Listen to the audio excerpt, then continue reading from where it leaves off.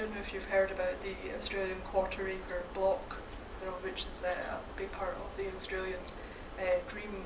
I've been fascinated recently to learn about where the quarter-acre block originally came from. Governor Arthur Phillip, very early on in settlement, said that there would be this amount of land for one dwelling.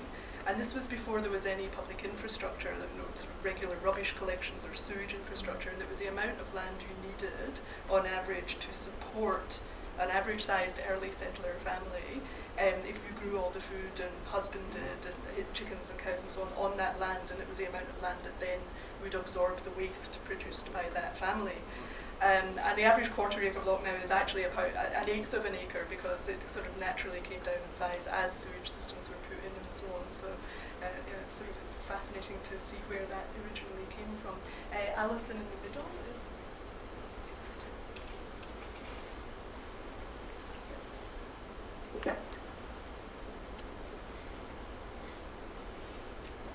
Alison McClellan, Department of Planning and Community Development.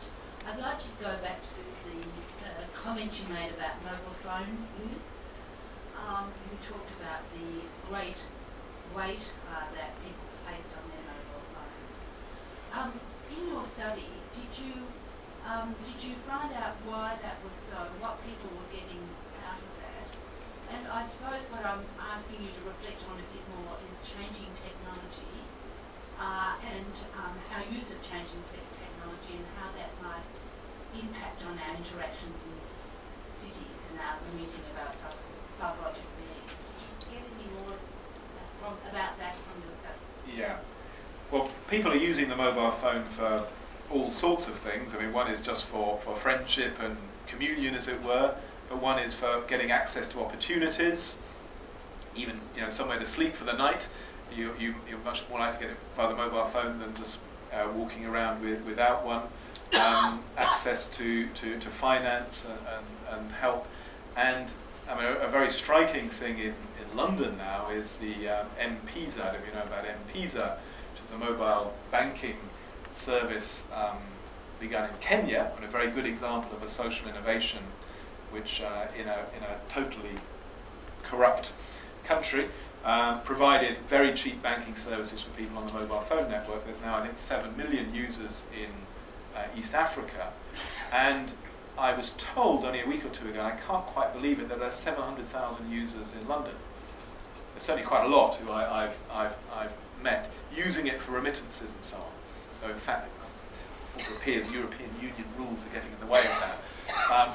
But it just shows that the mobile phone can be used for all sorts of things. That said, I think the mobile phone industry has been absolutely useless in mining this extraordinary technology for social purposes. There is now 120% penetration of mobile phones in Britain. Countries like India, it's shot up dramatically. We've got a whole list of done on mobile phones for big social impact, which we can't get the industry to support. Ways of mobilizing, for example, community-based emergency services. So you get someone within the cell automatically when someone has a heart attack or a crisis, using the mobile phone linked into volunteer transport provision for elderly people.